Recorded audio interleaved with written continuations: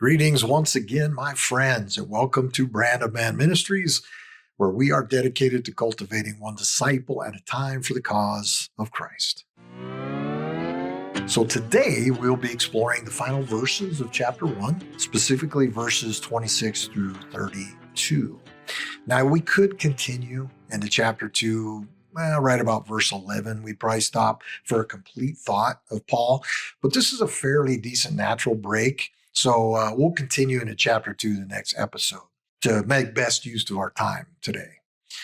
Now in these passages, 26 to 32, Paul continues to underscore the vital significance of the gospel for humanity, why it's so important and why he's not ashamed of it. Now in our previous episode, we concluded with Paul explaining that mankind's suppression of the truth about God has led to the Lord allowing us to be overtaken by the desires of our hearts.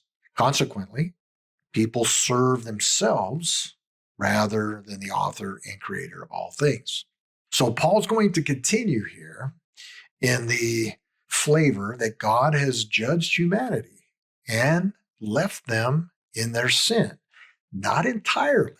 We can't do whatever we want, but it is enough to show us the critical significance of the gospel to come. So Paul states this: for this reason, God gave them over to degrading passions, for their women exchanged natural relations for that which is contrary to nature. And likewise, the men too abandoned natural relations with women and burned in their desire toward one another, males with males, committing shameful acts and receiving in their own persons the due penalty of their error. Romans 1, 26 and 27. Often we see Scripture illustrate that the punishment for sin is more sin. We saw this with King David. He craved what would lead to adultery for him so intensely that God allowed him to see and experience just how far he would go if he left unchecked. And it led to murder. Peter's another good example. He was a zealous follower of Christ. And his zeal was so strong that he was willing to deny God's will in sending Jesus to the cross. So God demonstrated what actual denial looked like when he allowed Peter to confront his own weaknesses, denying that he even knew Christ. Devastating. Likewise, humanity constantly seeks the freedom to suppress the glory of God. And so God shows us the consequences of that freedom by allowing us to follow our desires. Now, Paul chooses a subject here that all Christians, even today, but specifically then, were confronting in a fallen world so heavily influenced by Roman culture. It was the normalization of sexual immorality, or we could call it today homosexual behavior. Now, all sin, folks, is an offense to God. But this behavior is one that the Bible describes as one that God regards with disgust. We see this in Leviticus 18:22. He said, "You shall not lie with a male as with a woman. It is an abomination." Likewise, it is a particular type of sin where God destroyed entire cities as a result. See this in Jude. Just as Sodom and Gomorrah and the surrounding cities, which likewise indulged in sexual immorality and pursued unnatural desire, serve as an example by undergoing a punishment of eternal fire. Jude 1, verse 7. Now, it appears Paul is using the normalization of sexually immoral behavior to emphasize the depths mankind has gone to suppress the truth of God. He wasn't picking out homosexual behavior as something that everyone needs to be completely tarred and feathered for above all other things. He was just merely pointing out the depths again, how far we have fallen. Now, I would like you to notice that Paul singles out the women here first. And this goes to what I'm saying about how far we've fallen. And then he talks about the men taking part in this behavior.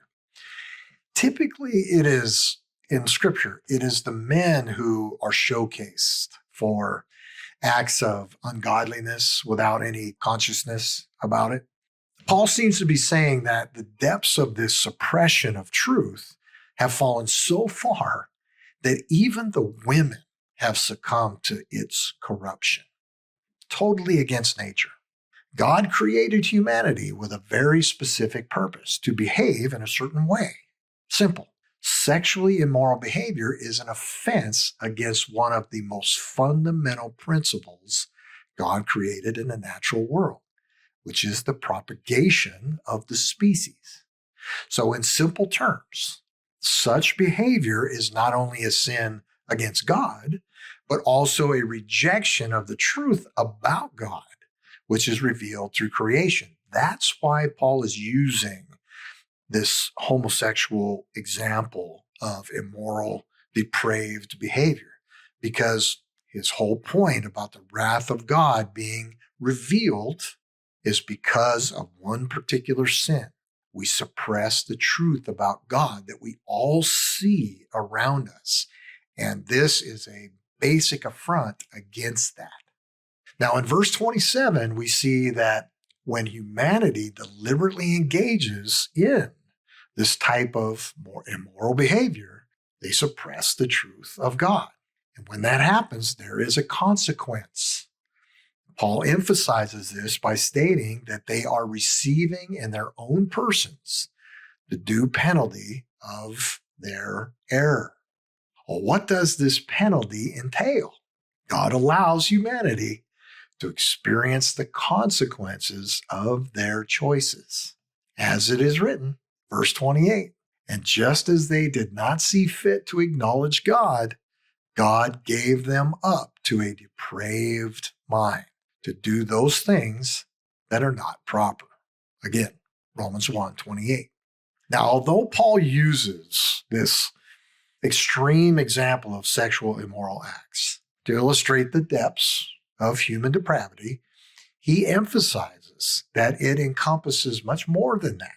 He states at the end of verse 28, God gave them up to a depraved mind to do those things that are not proper. Well, who are the them? Are they just the ones that are involved in homosexual activity? It doesn't appear so. The them are those that God is turning over to their sin, and it's the mass of humanity. Paul will make this abundantly clear in his concluding statement in chapter 3 of Romans.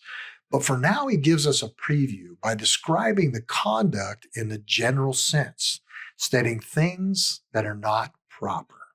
Now, that includes us all. He's going to give some examples here in a minute. In Ephesians 5:4, though, he employs a similar Greek phrase to describe what is not proper. Now, this phrase refers to actions that are specifically unsuitable or unbecoming of what God has created. That's why he's using this example of sexual immorality. So Paul then continues and presents a list of things inspired by a depraved mind. Now, while this is not exhaustive, it's still enough to awaken any person's conscience and prompt self-accusation. So he writes this: people having been filled with all unrighteousness, wickedness, greed, and evil, full of envy, murder, strife, deceit, and malice. They are gossips, slanderers, haters of God, insolent, arrogant, boastful, inventors of evil, disobedient to parents, without understanding, untrustworthy, unfeeling, and unmerciful. At the top of Paul's list is the general phrase about unrighteousness, to ensure his readers have the right perspective here. All of mankind has been filled with all kinds of unrighteousness. So now he used that specific example of how far we've fallen, but now he's saying, hey, this includes everyone, and I'll give you some examples. ones I just read. So if you were to ask people, or ask yourself, ask your spouse or your friend sitting next to you, say, hey, do you consider yourself to be good? Now, most people will likely respond that, yeah, I think I'm basically good. I occasionally make some mistakes or some missteps, but yeah, basically, sure, I'm good. Now, that's not a new concept. This is why Paul takes the time to demonstrate that no one is inherently good. So if, and I use the word if to offer you some comfort, if we are truly good by nature, there would be no need for Christ. And Paul would be ashamed of the gospel rather than unashamed of it. However, he's already made it clear that he is not ashamed. To emphasize his point, he provides a list of various types of unrighteousness. Let me read those again. Wickedness, greed, and evil, full of envy, murder, strife, deceit, and malice. Gossips, slanderers, haters of God, insolent, arrogant, boastful, inventors of evil, disobedient to parents, without understanding, untrustworthy, unfeeling, and unmerciful. Now, I'm sure you all firmly reject these behaviors, right? I don't have anything to do with those. Perhaps you might admit to an occasional violation of one or two in a minor way, correct? But for the most part, those don't really apply too much to you. You consider yourself basically good, right? So how do we determine what is truly good? Is the standard set by God or by culture? Because if it's by God, we violate all of those. If it's by culture, we worship ourselves rather than God.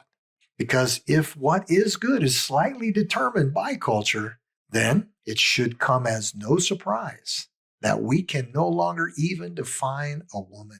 When a person takes an honest look at themselves, keeping these examples that I just read and Paul wrote of unrighteousness, we keep those in mind, it becomes clear that we are not fundamentally good, with just an occasional mistake. Instead, it becomes very evident that we are essentially bad, with only a rare instance of goodness. The most telling aspect of this list is that it is a few characteristics of a depraved mind. If we were to refer to this list while watching the nightly news, we could identify every one of these traits in about 10 minutes. After this argument, Paul delivers the most severe indictment of all.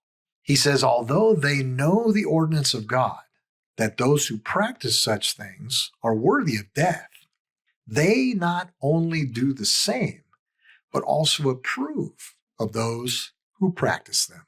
Romans 1:32. Now, this suggests that not only do we engage in these actions ourselves, but we also recognize their wrongness, right? We know that they're bad. Yet we normalize this behavior and encourage others to partake in it as well, or we make them feel bad when they don't. It's interesting that in the United States, we enjoy many rights, especially compared to other countries. We can actually be arrogant and boastful. We can be disobedient to parents. We can be untrustworthy and unmerciful without fear of legal consequences.